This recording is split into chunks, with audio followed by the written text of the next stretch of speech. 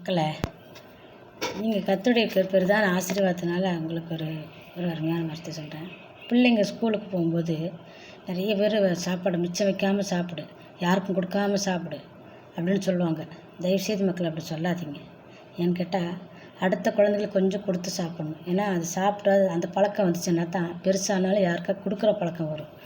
ஏன்னு கேட்டிங்கன்னா, எனக்கு தெரிஞ்சு எங்கள் பையன் ஒரு நாள் வேலைக்கு போயிட்டு நைட்டு வந்துட்டுருக்கான். நைட்டு ரொம்ப நேரம் ஆகிப்போச்சு. வந்துட்டு இருக்கும்போது ஒரு மேம்பாலம், அந்த மேம்பாலத்தில் பயங்கரமாக மழை பெஞ்சிட்ருக்குது. அப்போ அந்த இடத்துல ஒரு பிச்சைக்காரன் வந்து அந்த குறுகிட்டு ஒன்றும் இல்லாமல் குறுகி போய் உட்காந்து பிச்சைக்காரனும் பைத்தியக்காரனும் அவர் 2 பேரும் ஏதோ ஒரு இதில் இருக்கிறார். அவர்னால முடியலை. அப்படி குறுகி அந்த மலையில் நனைஞ்சிட்டு தொப்பையாக உட்காந்துக்கிறாரு. எல்லாம் போகிறாங்க வர்றாங்க, பார்த்துட்டு வராங்க. எங்கள் பையன் பார்த்துட்டு என்ன பண்ணிட்டான், போய் பக்கத்தில் நின்று, அண்ணா நீங்கள் எங்கேயா போகணுமான்னு கேட்கட்டுன்னு அவர் ஆமான் இருக்கிறாரு. சரி வாங்க எங்கள் வண்டியில் வாங்கன்னு சொல்லிட்டு, உங்களை எங்கே கொண்டு விடணும், சிங்காநல்லூரில் கொண்டு போய் விட்டுருங்கன்னு சொன்னார்னா சரின்ட்டு அவர் உட்கார வச்சு பின்னாடி உட்கார வச்சு அவர் நல்லா பிடிச்சிக்காங்கன்னு சொல்லுவோம். பிடிச்சிக்கிட்டார். அவன் பிடிச்சிட்டோன்னா கொண்டு வந்து சிங்காநல்லூரில் இறக்கி விட்டு, உங்களுக்கு எதாவது வேணுமா கிட்டதுக்கு அவர் ஒன்றுமே சொல்லலை. அவர் பேசாமல் போயிட்டார். அப்படி நம்ம பிள்ளைங்களுக்கு என்ன சொல்லி கொடுக்குறோமோ அதுதான் மக்களை பெருசானாலும். எங்கள் பையனுக்கு எப்பயுமே நான் அடிக்காதோட கூட்டிகிட்டு கொண்டு போய் இந்த முதியோர் இல்லங்களை கொண்டு போய், என்னால் ரொம்பலாம் கொடுத்து உதவ முடியாதனால ஒரு காப்பி, ஒரு அந்த நேரத்துக்கு காலையில் ஒரு காப்பியோ இல்லை சாயந்தரம் ஈவினிங் ஒரு காப்பியோ அந்த மாதிரி கொடுக்க சொல்லி ஒரு சின்ன ஸ்நாக்ஸ், ஒரு பிஸ்கட்டு அந்த மாதிரி வாங்கிட்டு கொண்டு போய் முதியோர் இல்லத்தில் கொடுப்பேன். அவங்க பிறந்த நாளுக்கு, அவன் தம்பியோட பிறந்த நாள் சமயத்தில் அங்கே கொண்டு போய் கொடுத்துட்டு வருவோம்.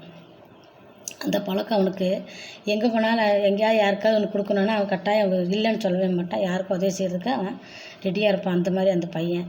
ஏன்னு கேட்டிங்கன்னா, நம்ம அந்த வளர்ப்பில் தான் பிள்ளைங்கள் வந்து வளர்றது.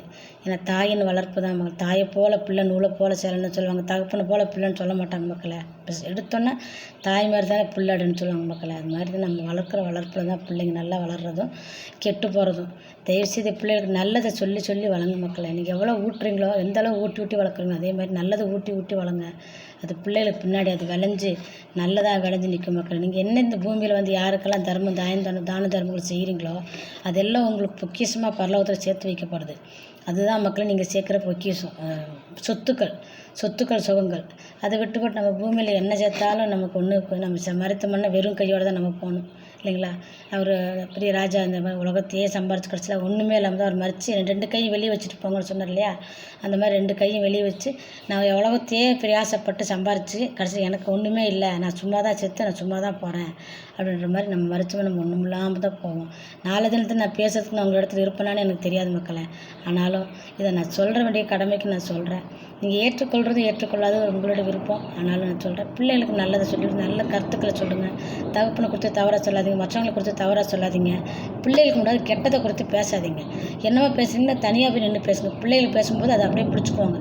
சில குழந்தைங்கிட்ட முன்னாடியே அவள் அப்படி இவ இப்படி, அங்கே அவங்க அப்படி போனாங்க இவங்க இப்படி போனாங்கன்னு குழந்தைகளுக்கு முன்னாடியே பேசுவாங்க. அப்போ அந்த குழந்தைங்க அதை பிடிச்சிக்கிறோங்க.